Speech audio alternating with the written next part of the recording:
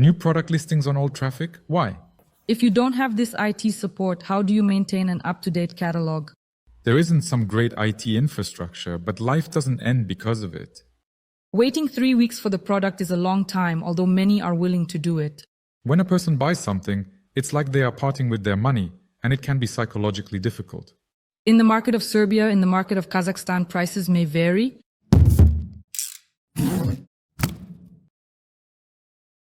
Hi, you're listening to Drop, the podcast for partners of the International Dropshipping Service.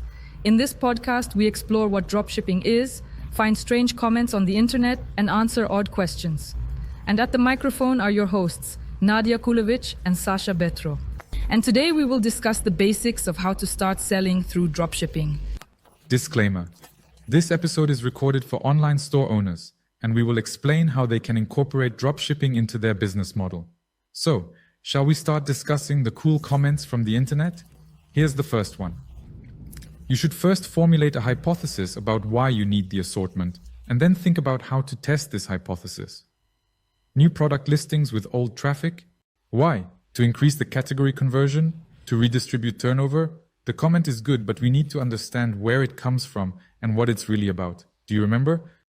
Yes, I remember because I found that comment, and the gist was that someone on the forum asked how to expand their product range, and in response they were asked a quite logical question: why do you want to expand your product range?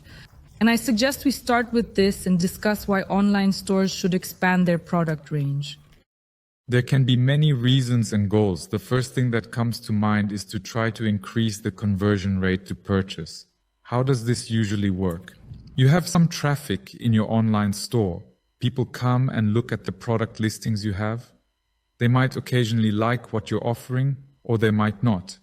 And accordingly, if you add more product listings of various items from the same category or another category of adequate normal products to your online store, you increase the likelihood that your product will appeal to the customer and they will, in fact, make a purchase. This way, you can slightly adjust the conversion rate and make your offer slightly more valuable. Yes, but essentially that's how all marketplaces like Amazon and eBay operate. They just upload thousands of product listings to their store, I would even say millions in each category, and the user simply has no chance of not finding something because the assortment is limitless. And even if the user doesn't find something, which is unlikely, they will most likely be attracted to some other product. Yes, absolutely. What other goals could there be for expanding the product range? Well, it's not an obvious goal, but it's quite interesting to test the demand, to test your hypothesis. If you, for example, think that a certain product might do well in your online store, then dropshipping is a great way to test it out. You simply take the product cards, upload them to your online store, and observe the audience's response. You can launch, for example, ads, contextual advertising, targeting, and see the audience's reaction. And the advantage of this method is that you don't lose anything. If the product is well received, you keep it, just sell it, and make money. If the product doesn't sell, you remove those listings and don't lose anything at all. Good point. But I think it's very important to discuss why online stores actually don't lose anything. Well, because they operate on a dropshipping model, you don't need to purchase inventory, you don't need to spend money on logistics or storage, and essentially, if you already have an online store, you can add product listings almost for free. We mentioned 2 reasons for expanding the product range, but you definitely know more, so tell us. They definitely exist, and there are actually many of them. But the main ones are probably something like the following. When you add more products to your online store, you first increase loyalty. And secondly, you can use your customers' loyalty to sell them more products. When a person buys something, it's like they are parting with their money, and psychologically it can be difficult to trust an online store.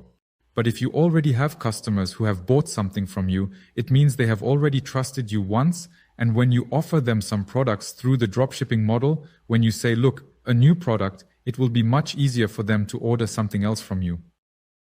Additionally, you can leverage their loyalty for your benefit, because the next time they need to buy something you sell, they might remember you more easily, come back to you, and place an order with you. And therefore, in the future, they might potentially remember you, and thus come back to you and place an order. Therefore, when you expand your product range, you also influence customer loyalty. This could potentially become a competitive advantage for you, because other companies operating in the same market as you might not have such a wide range of products and services. Isn't it cool when you can go to an online store and find all possible white sneakers in size 42? And you won't need to go to Amazon, eBay, or other websites such as these to look for products and gather all that information bit by bit, and more details. When your product catalog is complete, with many products from different brands and models, it definitely becomes a competitive advantage because it makes it easier for users to interact with you. Everything is already prepared for them, everything is served on a silver platter. Another important point is that when you expand the range of your online store, you gain the ability to manage your product matrix. This is very important because your product range needs to be balanced and comprehensive. It should include lead products, substitute products, and complementary products. This way, you increase the likelihood that the user will convert. But we've been talking about products for so long, and in my opinion, the most important thing is actually how you sell these products, how you promote them. Is there anything comprehensive about marketing? Yes, but I wouldn't say it's the most important point. It's more supplementary, and it's just a cool opportunity to interact with your audience and create additional news hooks. For example, if you expand your product range, you have a reason to tell your audience about new arrivals, run some cool promotions, and maybe even launch pre-orders. This is all great. It fits perfectly with the marketing activities. You can use different channels, social media, email newsletters, and SMS campaigns. In general, you have endless space for communication. Well, yeah, you can't send an SMS to your client with the text, "Hey, are you sleeping?" You need to send them something more specific like, "Hey, we have new arrivals, a new collection, limited stock," or say a time-limited offer. So when you add products to your assortment, you have the opportunity to use these triggers. For example, products that have never been available before will not be on the market again, that it's a unique offer, or that these are exclusive items. This can really be the case. So from a marketing perspective, definitely expanding the product range opens up opportunities. Sounds cool, but I'm sure there are examples of online stores for which expanding the product range through dropshipping wouldn't be suitable. Yes, there are few such online stores, but they do exist. And the first thing that comes to mind is mono-brand stores. These are stores that specialize in one specific brand and do not sell any others. For example, if it's Adidas, then of course, it doesn't make sense for the online store to add additional products from other brands because that's their competitive advantage. And if they add other brands, the competitive advantage will be diluted. Well, by the way, I actually know there is a store in the USA that sells sneakers of a specific brand.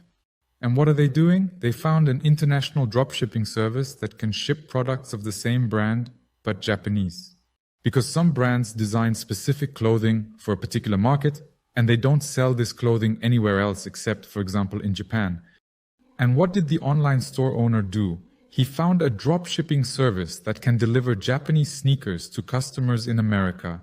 And now this is his cool advantage, because he sells items that are not available in his local market. So basically, you're talking about limited editions, meaning exclusive, cool, top-tier collections that aren't available in a specific market. Yes, exactly about that.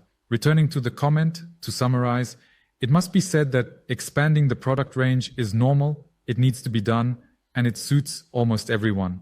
Maybe it won't fully suit monobrands, but for all other online stores, adding product listings through the dropshipping model is a great opportunity to earn more money, communicate with your audience more frequently and effectively, manage your product matrix, and ultimately gain a competitive advantage.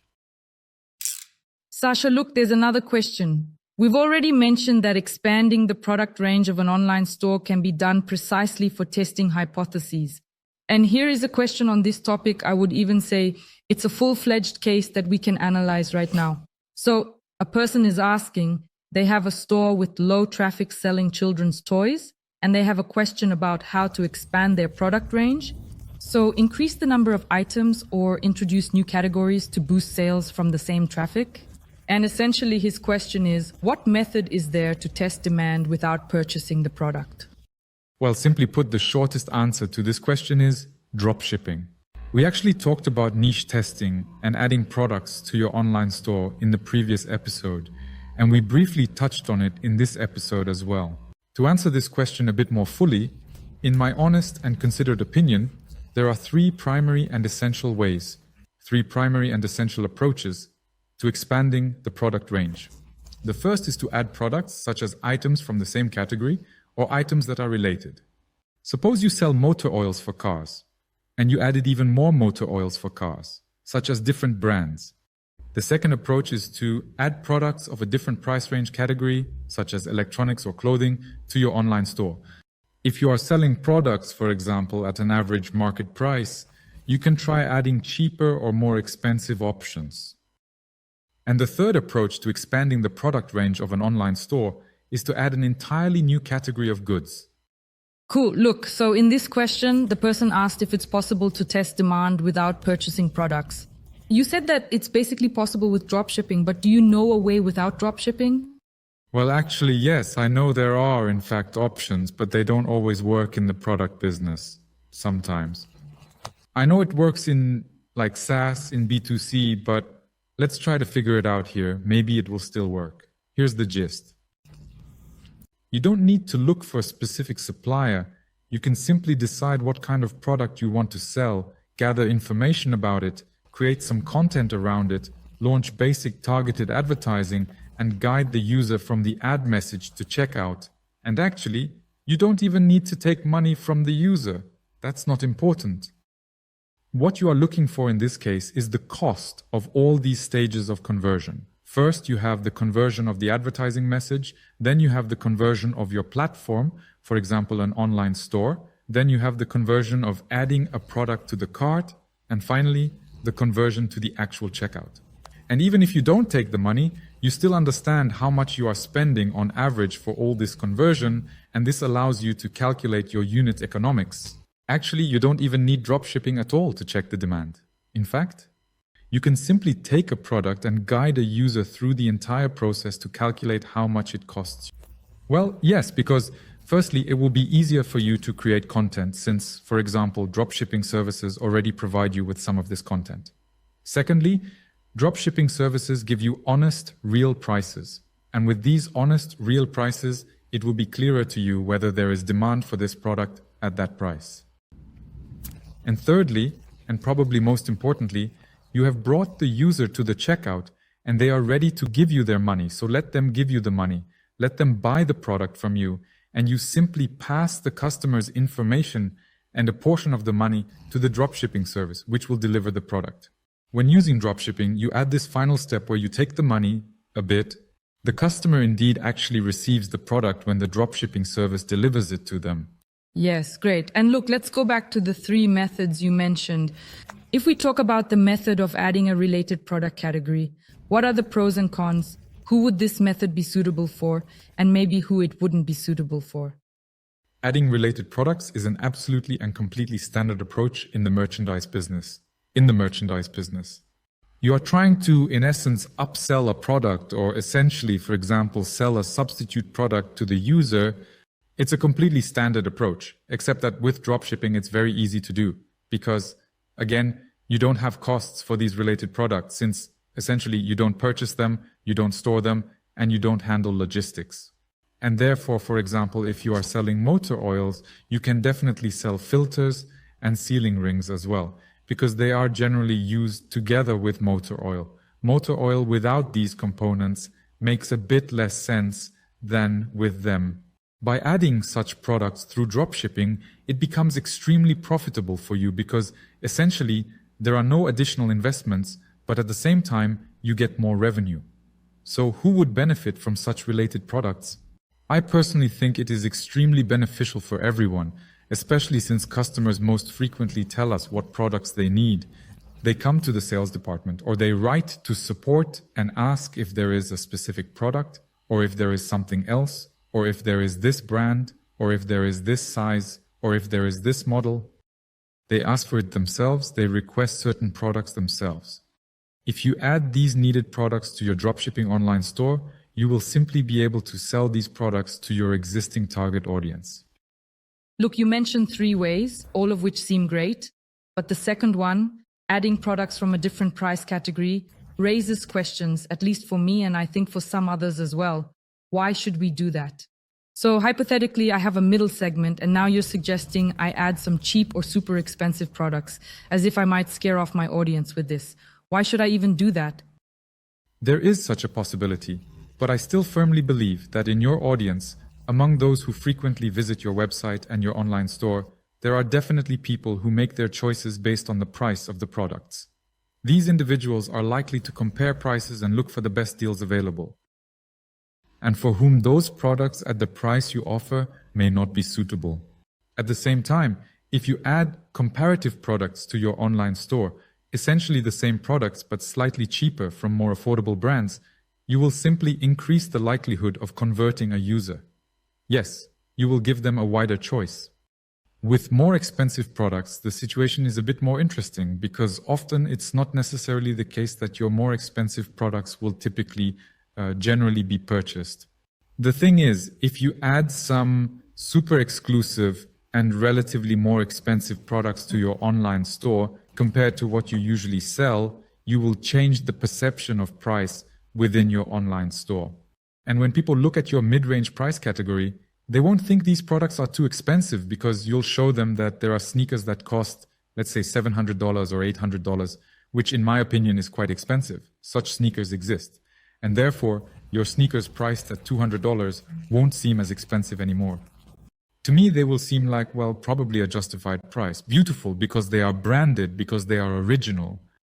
$150, $200 no longer seems like such a large amount.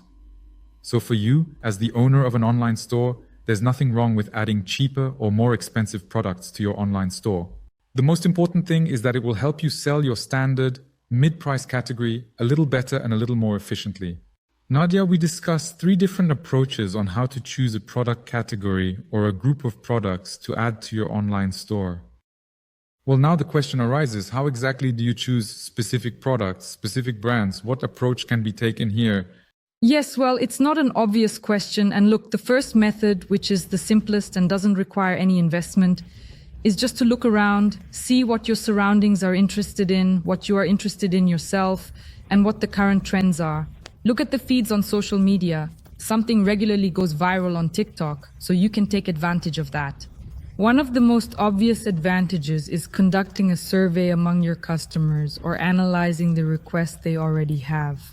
Surely, your online store's customer support might receive questions like, do you have this product? Do you have this brand? What about the price? Is there anything cheaper? Such questions can come up even in social media comments, and they just need to be regularly analyzed. Over time, as these questions accumulate, you can understand what your audience is asking for. But this is just the simplest way.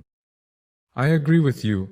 I personally use different ones. I don't really like interacting with people, so it was a bit easier for me to analyze reports. When I was just looking for product categories for my online store, I did it roughly like this. Marketplace and Classified publish reports on which products are trending at the moment, which products are selling the most, and which products are in demand. Accordingly, they publish lists with sales volumes. Additionally, in the advertising dashboards of platforms like Amazon, you can analyze the demand for specific products and specific brands. And Amazon will show you the volume of search traffic in the Amazon search engine and also the cost per click, and this will also allow you to assess the overall demand in the market for a particular product overall. These tools should and can be used, especially since this data is practically an open access. Also, it's a perfectly normal idea to go into Google's advertising tools and check the search demand and cost per click for example, specific category names or brand names. This will also help understand how certain products are selling at the moment. Can you explain in more detail about click cost analysis? How does it actually work? Yes, definitely, of course. The cost per click depends on the number of advertisers showing ads for specific queries. That is, for example, there are actually users on Amazon who type into the search bar, say, men's white shirt, specifically, Indeed. And for this query, there could be, let's say, 100,000 people per month. It's a fairly popular query. And Essentially, for this query, there could be, let's say, 5, 7, 10, 20, 30 advertisers. They all compete among themselves with each other and also set specific bids on key phrases and also specific phrases. Accordingly, in general, the more advertisers there are, the higher the bid for a specific keyword or key phrase. Typically, usually. Basically, you need to compete on price, meaning you should offer a higher rate. If you advertise on Amazon, then yes, you might definitely have to pay a little bit more for your ad to be shown on Amazon's platform, indeed. But generally speaking, if we are discussing how to find trendy, cool, and popular products that will sell in your online store, whether it is on Amazon or not, then analyzing specific queries related to brands or specific queries related to categories, the cost per click, and other metrics will give you a comprehensive idea of the overall market demand and the competition in that market. Because most likely, what will you do? You will take specific products, add them to your online store, send out a newsletter, and hope that you have matched the request of your potential client or a previous client you have interacted with before with this specific product. And the higher the demand for a particular brand in the market, the more likely it is that your potential customer will need the product you are offering. Well, we've talked about the products, now we need to talk about the suppliers. Where exactly do we get all these products? And there is a wonderful comment from the internet that is exactly about this. It goes as follows: I want to start selling things online. I've never encountered this before. Where can I buy suppliers? Where should I start? Buy suppliers, of course, is my favorite part of this comment. But the comment is great. Yes, it's also good because the person clearly knows what they want to sell and where they want to sell these things. So he definitely understands that he needs an online store. Yes, and it makes perfect sense that the next question is where to find suppliers. Because if you have clearly defined your category or product, you cannot sell it until you find a supplier. Let's say you might have a brilliant idea to sell spaceships. But that idea won't come to fruition because there are no suppliers for such items.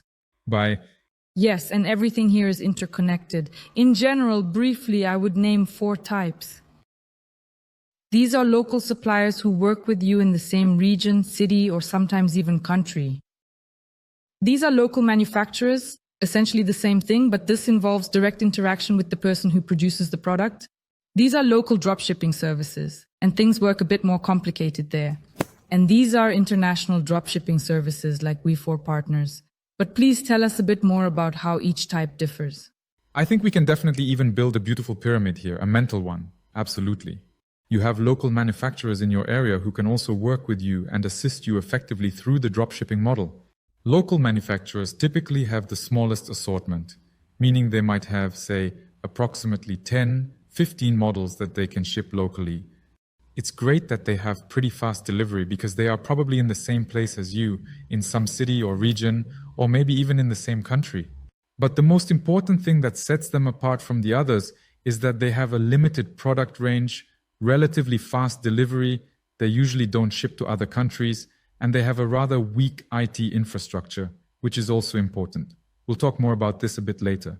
There are local dropshipping suppliers. What do? They are, so to speak, an extension over the manufacturers. Such dropshipping suppliers typically purchase goods in bulk from several manufacturers and then distribute these goods through dropshipping. Their advantage is that their product range is slightly wider.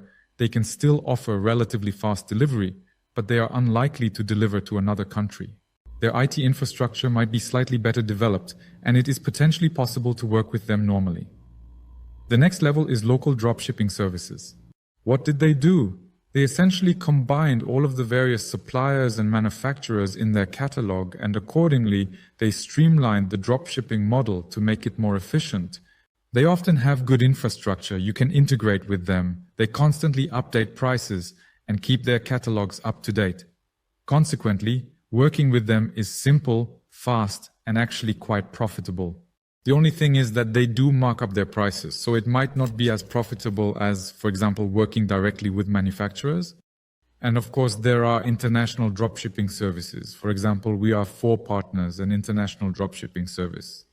We have gathered 753 suppliers from around the world. Our catalog contains over 7 million products and services across various categories, And the main advantage of working with us is that we deliver items from our catalog worldwide, to any destination, to our customers. Our logistics, depending on the supplier's side and the buyer's side, takes different amounts of time. Sometimes it takes 3 days, sometimes it takes 3 weeks, but the breadth of our catalog, exclusive offers, and great prices are what we rely on. That's why a fairly large number of companies work with us. So, to sum up, we can probably advise this person to choose one of these 4 types of suppliers, which include local, national, international, and specialized suppliers, depending on what suits her best.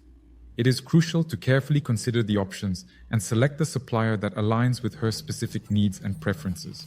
You explained it quite thoroughly, but you mentioned IT infrastructure several times. Could you elaborate a bit more? Because, at least for me, it sounds very complicated. And these infrastructures, well, it's true, it's an important thing, and it's not very obvious. The thing is, when you work with a supplier, you always need to ensure that your catalog is always up to date and current. You need to know the stock levels.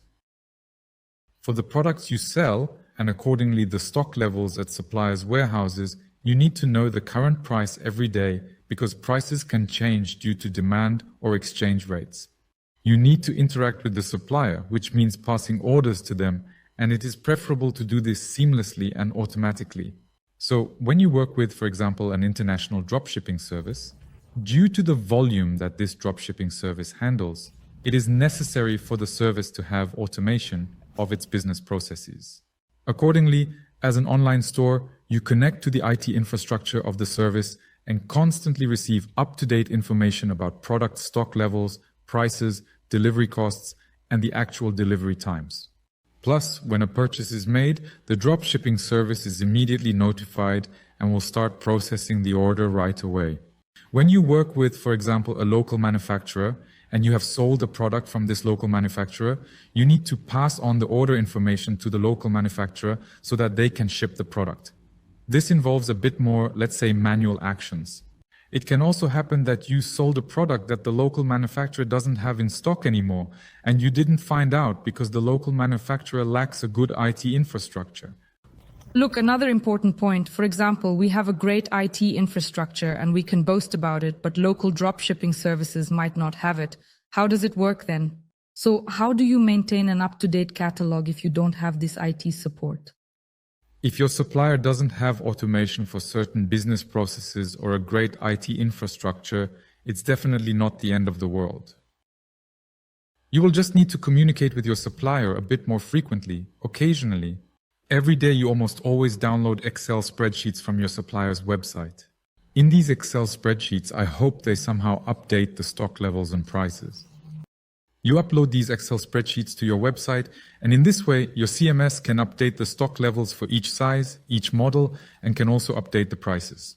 Basically, this is probably how things used to work a long time ago, and how some dropshipping suppliers still operate today. Unfortunately, this is just the reality and a given, but there are companies like 4Partners, for example, that have all of this automated. So, do I understand correctly that this will be a manual process even for 100,000 products?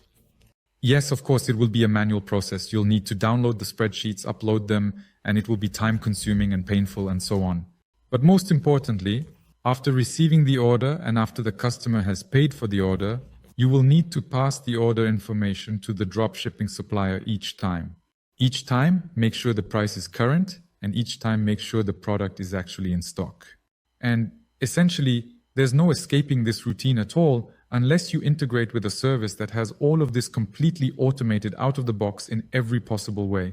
In other words, if you integrate with a major service, you essentially receive the order and forget about everything that happens afterward. Actually, yes, this is often the case. For example, how 4Partners works. If your online store is built on the 4Partners CMS, then at the moment of order payment, 4Partners already starts assembling the order because your online store and the 4Partners database exchange data instantly.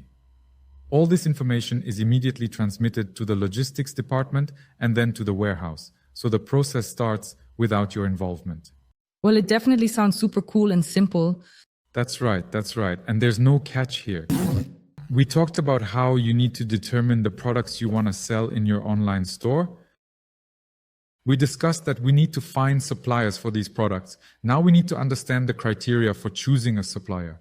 Because generally speaking, as an online store, you can work with local suppliers, local manufacturers, and international dropshipping services. And actually, we have a comment from the internet that goes as follows. When I was interested in this topic, I couldn't find anything good. Mostly, everyone sells low-quality products at 3 times the price. At best, the prices are like those on AliExpress. I have also met people who produce their own goods, but it is quite difficult to be a middleman in that case, and it's unclear how reliable they are. Plus, there is no automation, so you can't scale it up. Well, the question is super important, and the comment is also quite detailed, covering several important points about automation and low-quality products. And I think that a supplier can generally be evaluated based on 4 criteria, which should be sufficient. These are the prices he offers you, the delivery conditions he has, and overall, for example, how quickly he delivers. This is about how up-to-date his catalog is, how well he maintains the information and provides it, and how high quality his content is. Let's break down each point in detail. Tell me about the prices.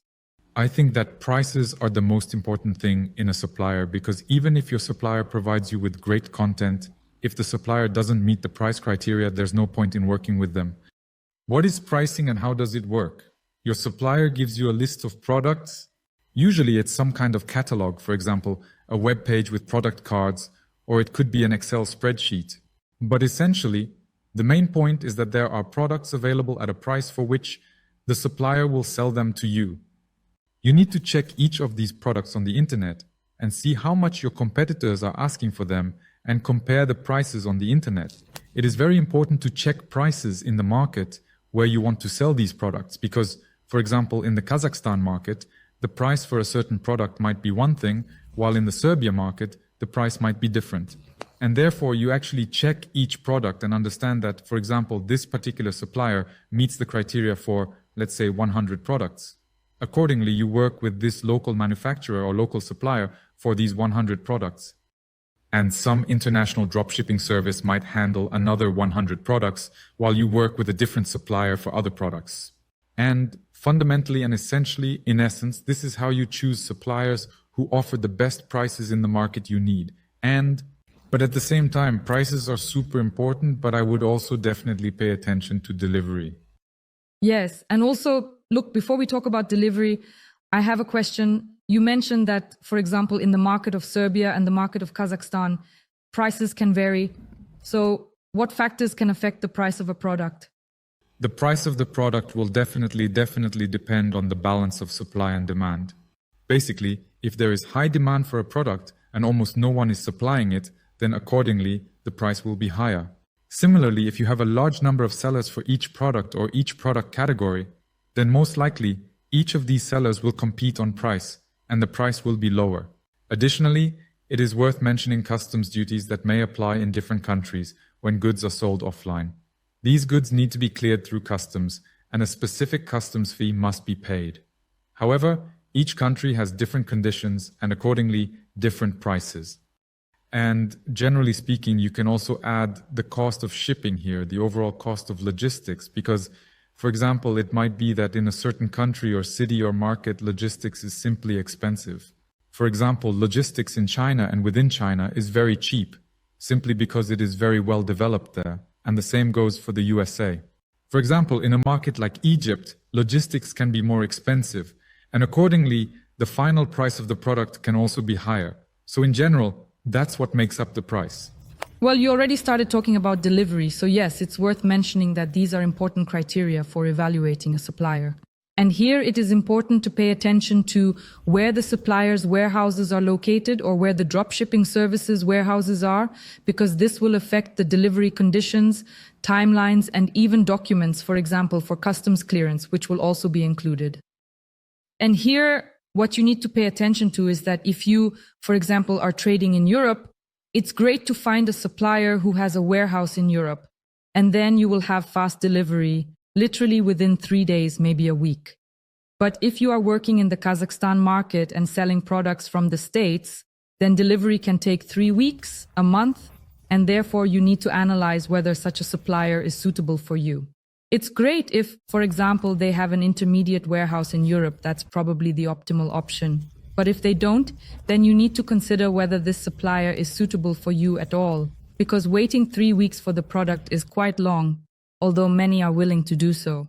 Many are ready because often, if delivery occurs across a border, meaning if it's cross-border, then products can be purchased in a market where they are cheap and delivered cross-border to a country where you can sell them for a higher price.